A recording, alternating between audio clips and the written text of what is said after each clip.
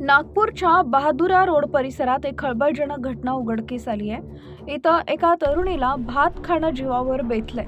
जेवण झाल्यानंतर अवघ्या काही मिनिटातच तरुणीचा दुर्दैवी अंत झालाय। भात बनवत असताना झालेली एक छोटीशी चूक तिच्या जीवावर बेतली आहे। ही घटना उघडकीस येताच नागपूरसह आसपासच्या परिसरात खळबळ उडाली आहे। माही किशोर उमाळे असं मृत पावलेल्या 17 वर्षीय तरुणीचं नाव आहे। ती नागपूरच्या बहादुरा रोड परिसरातील मानवशक्ती सोसायटीत आपल्या कुटुंबासोबत राहते।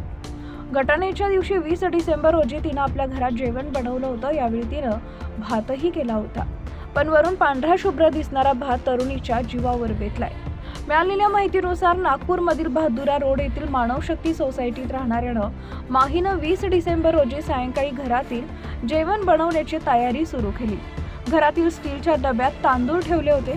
घाईघाईत किंवा अनवधनानं माहीनं तांदूळ न निवडता थेट शिजवण्यासाठी घेतले, पण ज्या डब्यात हे तांदूळ ठेवलं होतं त्या डब्यात घरच्यांनी तांदळाला कीड लागू नये म्हणून कीड प्रतिबंधक गोळी टाकली होती। अशात माहीनं तांदूळ न निवडता भात बनवला, पण या तांदळासोबत डब्यातील विषारी गोळी देखील शिजली गेली।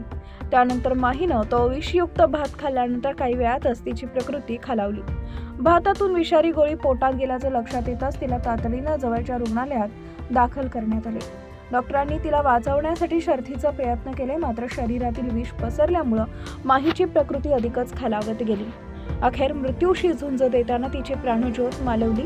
अवघ्या 17 वर्षाच्या तरुण मुलीचा असा किरकोळ चुकीमुळे मृत्यू झाल्यानं उमाळे कुटुंबावर दुःखाचा डोंगर कोसळला आहे।